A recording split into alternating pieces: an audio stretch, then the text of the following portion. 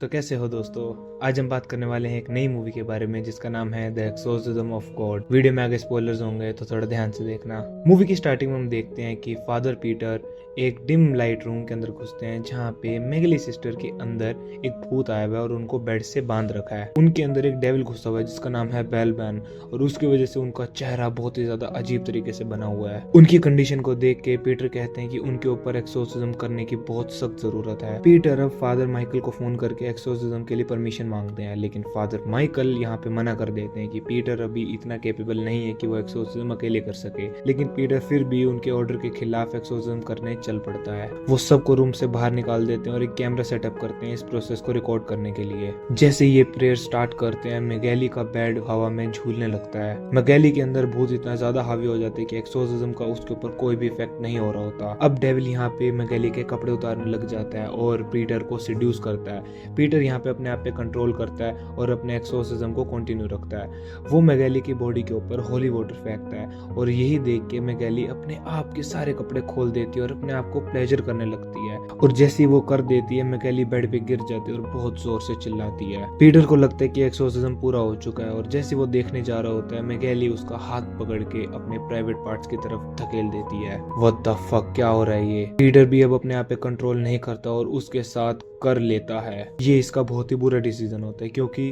अब तुम्हें इसके लिए रीजन भी चाहिए कि ये गलत डिसीजन क्यों था। क्योंकि अब यहाँ डेविल पीटर की बॉडी के अंदर घुस जाता है और उसको भी पोजेस कर लेता है।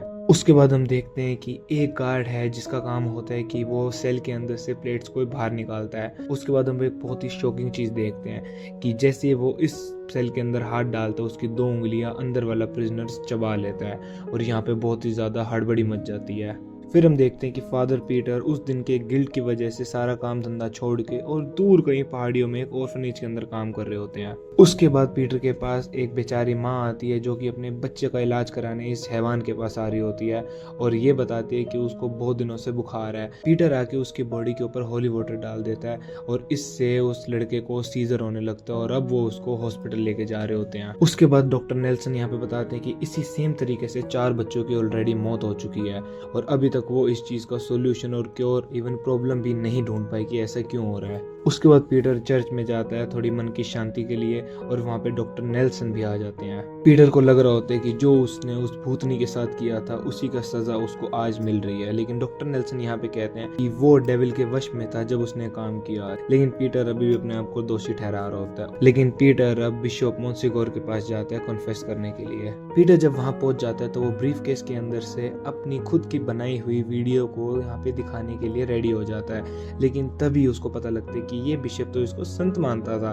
और वो इसके ऑर्फनेज के लिए बहुत ही भारी चेक अमाउंट इसको देता है और यहाँ पे दूसरी बार जिंदगी में इसका ध्यान भटक जाता है अपने काम से और अभी अपनी वीडियो को वापस बंद कर देता है और कन्फेशन को अभी थोड़े टाइम के लिए होल्ड पे रख देता है। पीटर अपने आप को यहाँ पे सजा दे रहा होता है 18 साल पहले किए हुए कांड के लिए, लेकिन तभी उसको चर्च में से बहुत तेज रोने की आवाज आ रही होती है और वो जैसे ही चर्च के पास जाता तो वो देखते कि क्राइस्ट वहां से गायब है और कोने से किसी की रोने की आवाज आ रही होती है और ये वहां पे जाके देखते हैं कि जीसस क्राइस्ट एक भूत बने हुए हैं। मतलब ये एक इंसान कितनी चीजें खराब कर सकता है। और तभी पीटर की नींद खुल जाती है। थोड़ी देर में इसको एक प्रिजन ऑफिसर का फोन आता है जो कहता है कि इसकी एक इनमेट बहुत ही अजीब तरीके से बिहेव कर रही है, वो खाना भी नहीं खा रही और वो पीटर से मिलना चाहती है।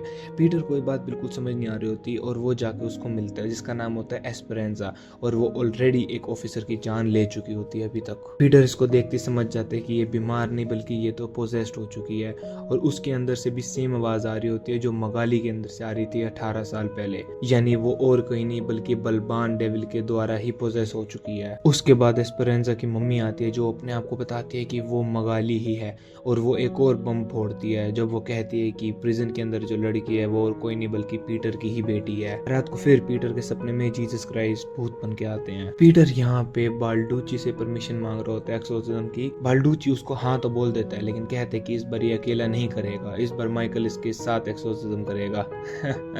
है। और यहाँ पे पीटर माइकल को बताता है कि उसको भी जीसस क्राइस्ट के भूत होने के सपने आते हैं, और यहाँ पे माइकल उसको बोलता है कि चांसेस हैं कि बलबान उस पे भी पोजेस होने का ट्राई कर रहा है। अगले सीन में हम देखते हैं कि चर्च में एक नन है जिसका नाम है कैमिला, और वो मदर मैरी से प्रेयर कर रही होती है, और तभी उसके माथे पे कुछ खून की बूंदें गिरती हैं। वो आंखें खोल के देखती है तो मदर मैरी वहां से गायब होती है। जब वो आसपास ढूंढने लगती है तो वो देखती है कि खून एक तरफ जा रहा है जहाँ पे एक कपड़ा है, और कपड़े के अंदर बच्चे की लाश है। और इतने में जब वो डर जाती है तो वो देखती है कि पीछे से मदर मैरी का जो स्टैचू है वो भूत बन चुका है, और वो पोजेस होकर इसको मारने के लिए इसकी तरफ आ रहा है, और वो इसको पकड़ के अंधेरे में ले जाता है और उसको भी पोजेस कर देता है।